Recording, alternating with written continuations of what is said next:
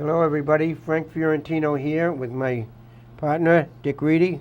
Hello, Dick. Frank, how are you today? Well, we're good today. It's the 1st of December with a few flakes outside. Oh my goodness, yeah. And we're going to talk baseball. And we thought we'd give everybody a little overview of what we think we saw this year with the Red Sox, Sure. where we think they might be going. We're going to talk a little bit about the Red Sox front office. And I think Dick will be talking a little bit about where we think the Red Sox will go for the coming year. Good. And so let's start, Dick, with your little comments on what you saw this year with the Red Sox, even though it ended up in a very disappointing way. True. Although, if you reflect back on one of our earlier programs, we really didn't have high hopes of the Red Sox at all. You are correct. We did not have high hopes. But during the year, they kind of got their act together, and lo and behold, didn't they get into the playoffs? You know, and I was quite surprised, and I'm sure you were, and a number of other Red Sox fans, but we're happy about that. They didn't perform as well as we thought they would. No, I think, Dick, they were a spasmodic team this year a little Yeah. bit. As we all know, they scored many runs. They led the major leagues in runs scored. They'd score 7, 8 runs a game, and they'd do that for 4, 5, 6 games. And then they couldn't score. They'd score 1, 2, 3 runs, and that was it.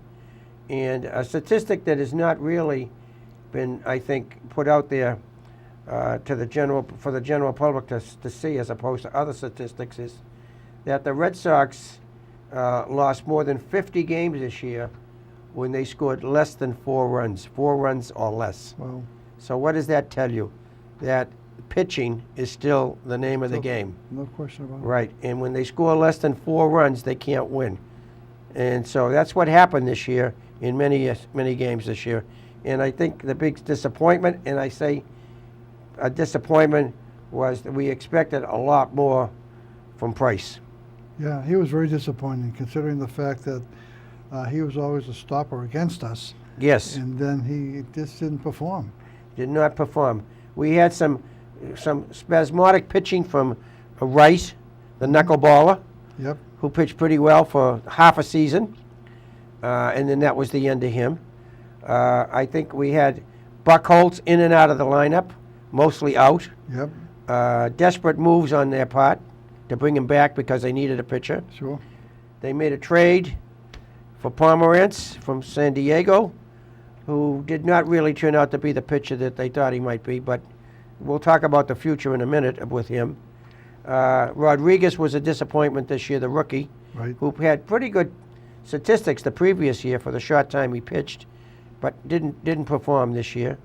And the biggest surprise, obviously, was Porcello. Yeah. Well, so Porcello, I had given up on Porcello, believe it or not, last year, like everybody else had. Everybody else did, right. But you can take a look at these guys. They're, blazing fastballs, good curve, and yet they couldn't put it together. I mean, even you take a look at Price. Here's a guy who's really a smart guy from a pitching perspective, but yet he could not put it together either. No, Which he was could not. disappointing. I mean, you're paying this guy, what, $30 million? $30 million a year for 7 years. That's $210 million. Wow. And That's then, a of lot of course, money. That is a lot of money. And you want to deliver, if you're an athlete, you want to deliver if you're getting that kind of dough. And aside from that, the public really started to get fed up with him. They did. They were not really happy with his performance. Right. He did lose a couple of close games, 1-0 and 2-1. But in general, he was not the pitcher that he was. And when you look at Porcello this year, the Red Sox gave him tremendous run support, 7.5 runs per game. Yeah, he lucked out. So they hit the ball pretty well when he was a pitcher. They scored an average of 7.5 runs per game for him, which is a lot of runs in any game. Sure is. Right. When you score over 5 average, you're really hitting the baseball. But but he did pitch well because he didn't walk anybody this year, Dick. Well, he did. And the other factor that Porcello has is that he had become a real student of pitching. And so he would spend a tremendous amount of time getting prepared for the game. I don't know if the other guys do the same thing, but for him, it paid off. It did. Very much so. It paid off. Yeah, I agree. Can we expect to see that again this coming year? Who knows? Who knows? Who knows? And then if we look at the bullpen, a little iffy this year. And I think we're going to lose three of the bullpen pitchers that we had last year. Ziegler's going to go, I think. Yeah, I think. Yuri Hara is going to be gone. And I think Tazawa, who did not pitch well for them this year, he'll be gone. I think they burned him out. They burned him out, right. I think they burned him out. And Kimbrel is you bite your fingernails and you get him down to the knuckle because you never know what you're going to get out of him in the ninth inning. He can strike out the side or he can walk 5 guys. I don't think the guy knows where the ball's going. No, he doesn't. That's a very good point. Yeah. You know, he just throws it and hopefully. Yep. So I think the Red Sox, if they need something this year, I think they need, a couple of 8th inning pitchers because Kimbrel will be the closer again this year. And they had a guy named Carson Smith last year, who was the previous year a very good relief pitcher in the National League. But he got hurt in the first week of the season. Yeah, he did. He was out all year, and hopefully he gets a chance to recover. They need that, but they need to get an 8th inning pitcher here. And I think Dombrowski, and we can talk a little bit about him as well. I think Dombrowski needs to find an 8th inning, a setup man, as they call him. Yeah. And they don't have a setup man. They got a lot of possibilities, and I think Joe Kelly is probably the guy they're thinking of. Yeah. But he's all over the place too. So they're hurting a little bit in the setup role. They got Bobby Ross. They had this kid Scott that came up last year, who looked good for 3 or 4 games, and that was the end of that. So they got a lot of guys in there that I think Hambry come in and can throw a wonderful inning or two, strike out the side, pitch well for 2 games, and then you never know where he is the next game. He fell apart. Yeah, fell apart. No consistency. And I think that was a major issue with the Red Sox bullpen. That's true. This year. You hit the nail on the head. Yeah, there was no consistency. Let's talk a little bit about Dombrowski now. He came in here last year, and his first big move was he signed Price. And then where do we go with him? Well, Dombrowski traditionally has always done a big splash. He bought the guy, the third baseman for Detroit out of the Marlins. He's Cabrera. always Guerrero brought these big guys on. He did the same thing with us. Brings on Price, gets Craig Kimbrel, which was I thought they were super moves. Yep. Thinking that this is really going to help us get our act together, but they never really materialized the way one would think. They did not. They paid him big money. Right. Both guys. You're right, Dick. And I believe you and I talked earlier about this, that Dombrowski makes big moves wherever he was. He was with the Marlins. He brought them from their depths to a competitive team. Yep. He went to Detroit and did the same thing. He brought Detroit to a very competitive team. He came here with those 2 moves that you just mentioned and made the Red Sox a more competitive team than they had been in the past 2 years, finishing the previous 2 years. But he hasn't won the big thing. They haven't won. If there's one thing I like about Dombrowski, he makes a move. I like that. But, I want more. I want him to close the whole package for me, wrap it up the right way. Right. And he hasn't done that with either the Marlins, Detroit, or even with the Red Sox. Yeah, even with the Red Sox, right. It was very disappointing if you looked at the last 10 games of the season. Yeah. The Red Sox really fell apart. I think the game that they fell apart in is the game they clinched, but they gave up a grand slam in the 9th inning to in the Yankee game. Yeah. By Kimbrel walking 4 men, and they lost that game, if you remember. And they really couldn't do anything the next 7 or 8 games. And they had a shot at hosting the playoffs, and they lost to Toronto 2 out of 3 at Fenway Park, the last 3 games of the season. And Cleveland was in Kansas City those last 3 games, and they won all 3, and they got the home field advantage in the playoffs. Yeah, they did. And you can't tell me otherwise, Dick. The home field advantage is there. If it's not, it's there. It's there psychologically. Yeah. I think that Cleveland wanted it more than we did. I think Terry Francona conveyed that to his players. He did. And he did a pretty good job at that. He did. But, with the Red Sox, Mookie Betts, and we'll talk about him in a minute. Mookie Betts, Bogarts was hitting 360 at the end in the middle to the end of June, and he fell off the table the rest of the season. In high 200s. In the high 200s. Betts finished at 318. He cooled off though in the last month of the season, and I think that's one of the reasons that the MVP award went to Trout, as opposed to Mookie Betts. Although he had a great season. There's no question about Yeah, he did. a second full season in the majors, and what he did was exceptional in my opinion. I think you're right. He was quite a ball player. Quite a ball player, very good all-around Yeah. ball player. Bogarts, we thought in the past was a mediocre player. He came up with a lot of credentials, and then we were all proven wrong during the first half of this year, and then he fell off the map basically. He hit about 220 the remaining part of the season, last half of the season, and so he was a disappointment. Sandoval was a no show for the season. So we got to look at this team, Dick, as to where are we going to go in 2017. We still have a lot of work to do. I mean, people say, well, gee, we made the playoffs and our record was 93 wins. That's always great, but I don't know if that's the platform to get ready for this year. Well, we lost the biggest bat in the lineup this year, too. Yeah. Ortiz is gone. Yeah.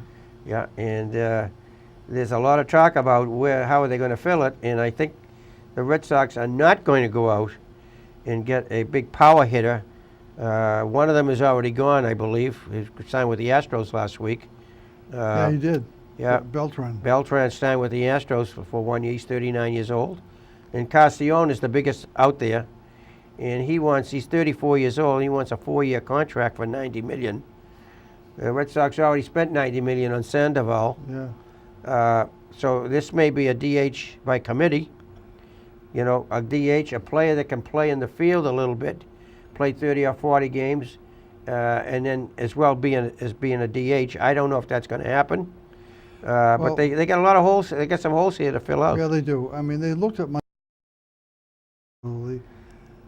Yeah. I'm not a McNabb. I like the guy. He hit 34 home runs, but he strikes out 200 times. Yeah, that's not what we want. That's not what we want. He's a pretty good fielder. Pretty good fielder. He played first base pretty well. Can catch if you're really stuck in a pinch. Yeah. But yeah. He's not. But the talk about, hey, should we bring Napoli back? I'm saying no. I say no too. Yeah, I don't think Napoli will come back here. And Castellón, you mentioned earlier, that's a lot of money for a guy at that age. That's right, and they let him go. He went to the Rangers, Napoli, and then the Rangers let him go, and the Indians picked him up. But if you watch the World Series and the playoffs this year, Napoli didn't do anything for the Indians in the playoffs and the World Series. His fielding even was a little shaky. Yeah, it was. So I think the Red Sox need to find somebody that's going to be a DH, but I don't think they're going to find a DH that's just a DH. There's only 3 guys that were really DHs. Kendricks was one, Ortiz was another, and I can't remember who the third was. All they did was DH. They did not play in the field. Wow. Yeah, so that's where we are. There's a big picture out there, Dick, from the Chicago White Sox. Oh, Sale, yeah. Yeah. Chris Sale. The White Sox are ready to unload anybody and everybody to retool their team. But I think they want a big package, and I don't think the Red Sox are going to. Well, they want all the prospects we have to get this guy. Yeah, and I don't think that's what we want to do. I mean, I think the Chicago White Sox are facing some heat because of the competition in town of the Chicago Cubs. Right. And so they're trying to do something dramatic. And I don't know, for the Sox to get that pitcher, it looks to me they have to give up too much. Yeah, and that's so I don't believe that's going to happen. No, I believe it's not going to happen. So there's no big starting pitcher out there. Verlander's out there too, but I think Verlander had a great year last year. But in the past 2 previous to that, he was not the pitcher that he was in the past. So I don't know. I think he's not the pitcher that the Red Sox. He's 34 years of age. He's 34 years of age. He's always had big innings. Yep. And there's over 200 innings every year.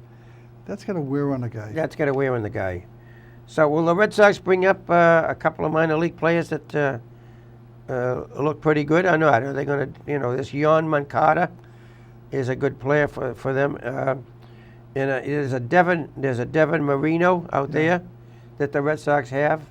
And there's a Devins out there who's a third baseman who's going to Portland this year, I believe.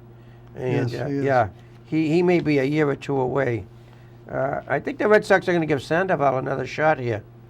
Well, they have to. I mean, who else is out there? There is nobody Although- else out there. Although San Francisco is looking they're sniffing around to see if they can bring him back. But they're not going to pay his salary. The Red Sox True. are going to have to eat it. Yeah, nobody's going to pay him. He's still got 3 years left or 2 Yeah, he years does. left, and he was got $90 million, and they're not going to pay that. So He- the Red Sox, if they want to get rid of him, are going to have to eat most of it. Yeah, that's true. Yeah, I think that's where that goes. So I think now if we look at this Red Sox in the outfield, we got a rookie out there that may start and continue to play if he can play well, and he did well Yeah. early on. Benintendi. Yeah, Benintendi looks to be the real deal. I mean, he's got the right emotional composition. He's an excellent fielder. Ever since he was in high school, I mean, high school, college, the minor leagues, he always batted over 300. Right. He was a college player of the year too, Yeah. when he was in college. So I think he's got a lot of potential. Yeah, he does. Yeah. I think if the Red Sox make a trade, Dick, of any sorts, I think that Bradley's in that mix. I agree with you. I think Bradley is in the mix. We know defensively he's a wonderful player, Yeah. but he hit the hell out of the baseball for the first 2 months of the season with a 29-game hitting streak, and but then he fell off the map the rest of the year too. Somehow or other, major league scouts catch up with these guys. Right. They say, this guy can't do this, and I think they found that out about Bradley. Yeah. Yeah. I mean, I was surprised, to be honest with you, how well he hit in some areas. Yeah, some years, but he did not hit well at the end of the No, he last re- 2 he- months of the season. he fell off. He fell off, yeah. And so if you look at the free agents, the St. Louis Cardinals let Matt Holliday go, Yep. who was with the A's for 2 or 3 years before he went to the National League. Will the Red Sox sign him for a year or not? He's a power hitter, maybe. There's another guy out there named Brandon Moss, who came up with the Red Yeah, Sox. he did. And he went to Oakland. He's out there. We mentioned Napoli is out there, and the guy that's out there, I think Baltimore will continue to sign, is Mark Trumbo. Yeah, Mark Trimble. 45, 46 home runs last year. Power. Be a big power hitter at Fenway Park. But will they get him, and will Baltimore let him go? I don't think so. I know Dan Duquette's too smart a Yeah, manager to he's let he's that guy go. Right. Oh, if he lets him go, he'll let him go for a quality player. It has to be a quality player. Right. Now, he was a free agent. That's how that's how the Orioles picked him up. So I think the bottom line is that the Red Sox may not go after these high-powered and big-name free agents. Bautista's another one Yeah. from Toronto. I think Bautista, though, his best days are behind him. Yeah, I'm not impressed with him anymore. No. I He's don't. 35 years of age, Yeah. 36. Yep. You know, when he hits it, it's gone. It is. But it is. those games that he does that are few and far between. I saw where Hanley Ramirez is willing to be a DH. But you got to find a first baseman. Yeah. Well, I mean, Scott, what was his name? Travis. Travis Shaw, Travis Shaw, yeah. 260 hitter, 250 hitter, That's 15, 18 home runs. Yeah, but the only thing he can do is play both first and third. Third, correct. Not bad. He's a good fielder, but he's a sporadic hitter. He's a sporadic hitter, right. You know, so We just have to take away, we'll have to take away from our thought process David Ortiz, because we're not going to see that, He's no gone. matter what happens. Yeah. We're not going to see it. It's just like the Patriots, when Tom Brady leaves, we're not going to see another Tom Brady. No, we're not. Right. So we're going to have to say, we're going to have to go without Ortiz, and let's not, say, oh, if we had Ortiz, this would have happened, blah, blah, blah. We can't do that. We just got to go with what we got.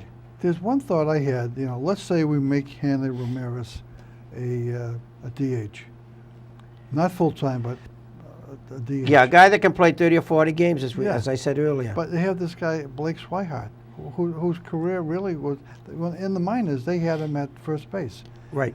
and so he's a possibility. But it's a mix and match. That's what I'm getting It's a at. mix and match here. There's 3 catchers right now with the Red Sox. Vasquez is a very good defensive catcher, No question but about it. he can't hit. No, not Yeah. at all. Leone was another one that came, out of nowhere for what, A month. a month and a half, 2 months. Yeah. See, this is what gave the Red Sox all these scoring all these runs. Leon was hitting, Bradley was hitting, and Bogarts was hitting, and these guys all fell off dramatically, and that's when the Red Sox sort of pulled back. When Bogarts, I was wondering if he had the stamina. Did he? I was thinking of there's a guy who played for the Knicks, Jeremy Lin. He went to Harvard. He was a pretty good ball player. But in the middle of the season, he fell off because he couldn't keep up the pace. He didn't have the stamina. So I thought, Bogarts was kind of the same way. He didn't have, he's a tall, thin guy. Yeah. And did he have the juice to keep on going all year? Well, they said he got tired at the end of the season, too. He got tired. You could see that. I mean, don't forget, sometime in August, he was still hitting well over 300. He was still hitting the ball over 300. You're right. Excuse me. So I think that the Red Sox need to, in summary here, where we stand with this team is, and by the way, Pedroia had a wonderful season, too, this year. Yeah, he did. Yeah, he hit 318. Betts hit 318. I mean, the Red Sox were on top of the world as far as their hitting is concerned. But those of you who are big baseball fans and have followed the Red Sox for many, many years, back in the late 40s and early 50s, the Red Sox led the major leagues in team batting average of over 300 and couldn't win because of pitching. Yeah, so it still comes down to pitching.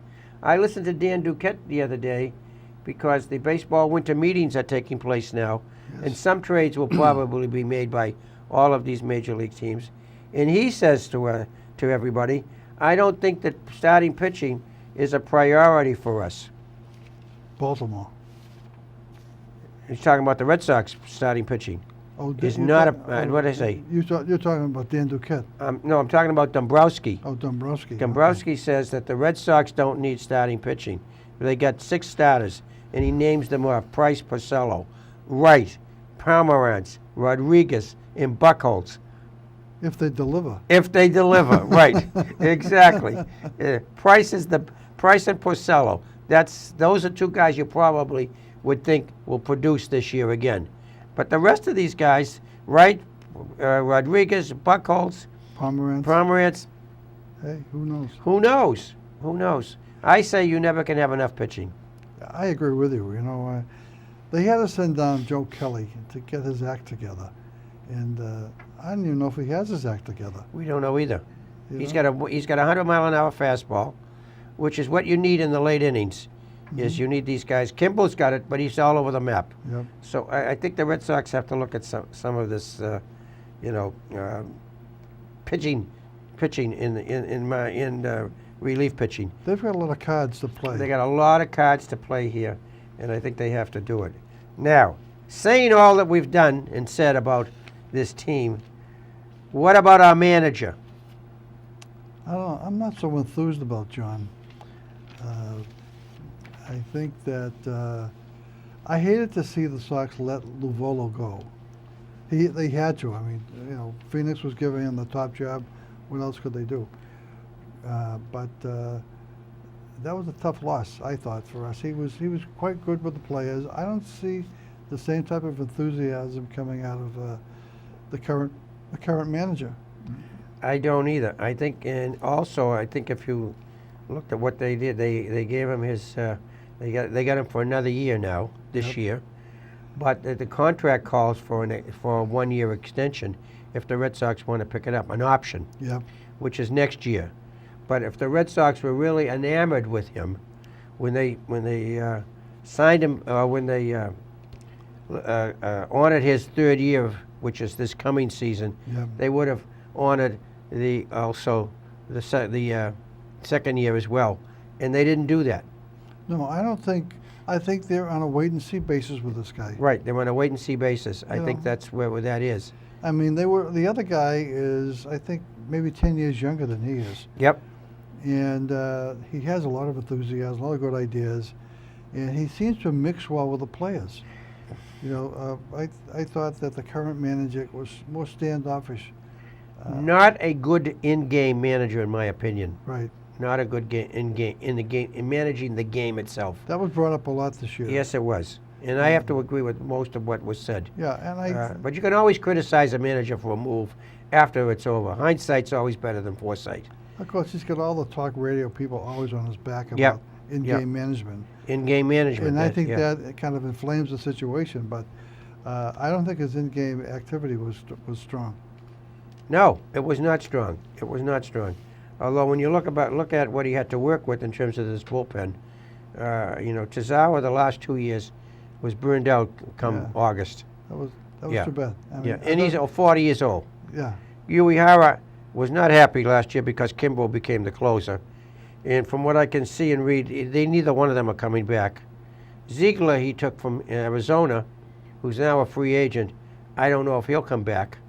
So that's why they could not find last year a setup man. They tried them all, but nobody really stood out, in my opinion. That's true. So, so you mentioned earlier Joe Kelly. So he Right. may play a big role this year for us. Yeah, he may play a role this year if he delivers. If he delivers. There's a lot of ifs in this team. Yeah. Coming up. In talking about Lovello, Jerry DiSasina now is the bench coach with the Yep, Red he Sox, is. who I think is pretty well liked in the organization. Yeah, he is.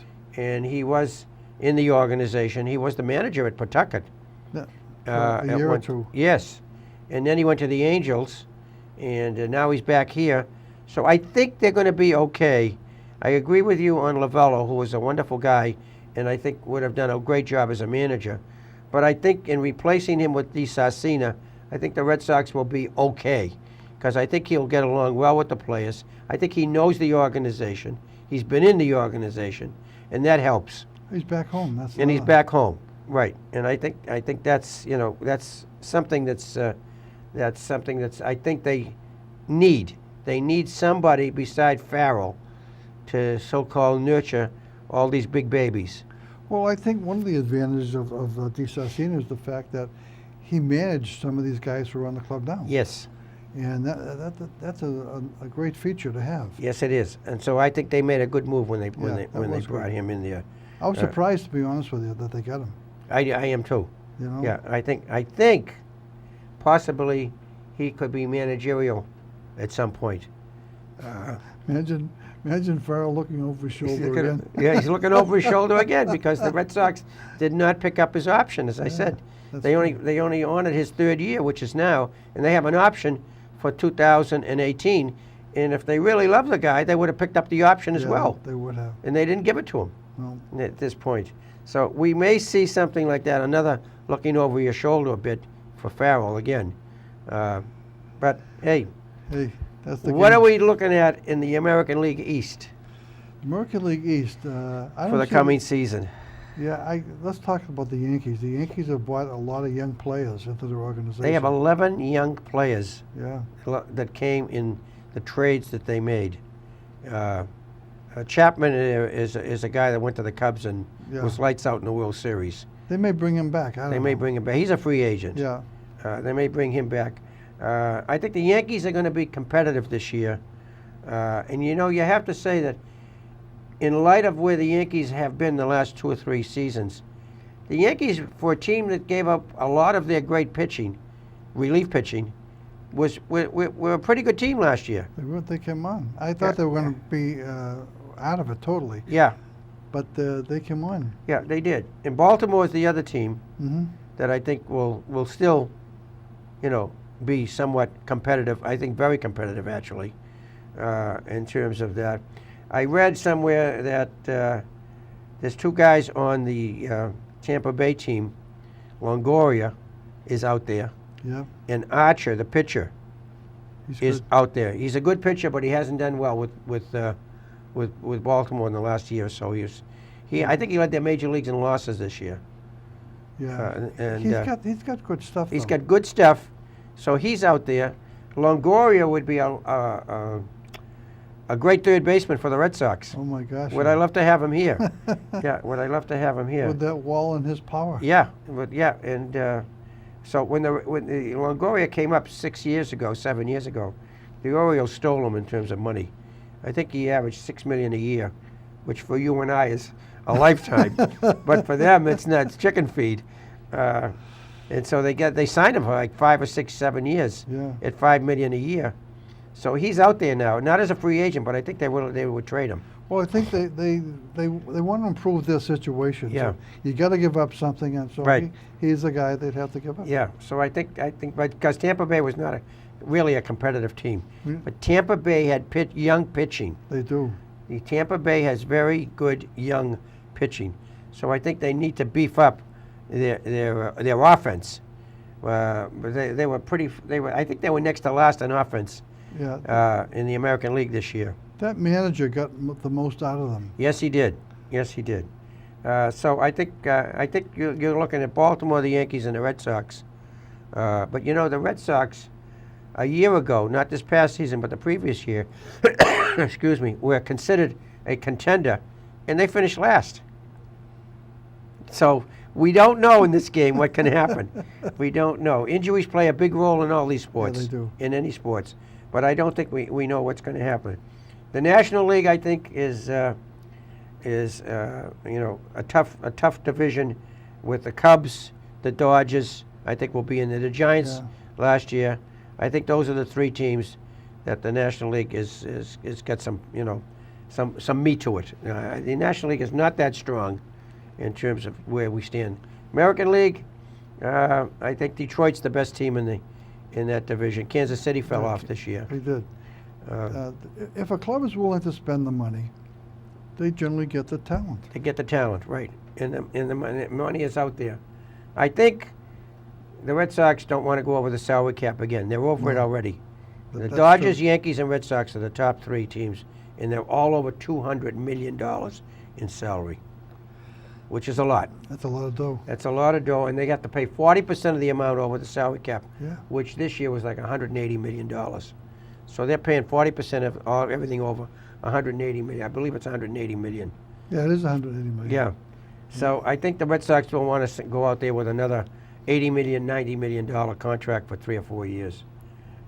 So I think we'll try to wrap this up, Dick, and hopefully say that we may be more optimistic this year than last year, but I think we're going to miss the biggest bat in baseball, which was Ortiz. Yeah, he made Yeah. a huge difference, of course. He made a huge difference. Not just at bat, but in the clubhouse. Yeah, yeah.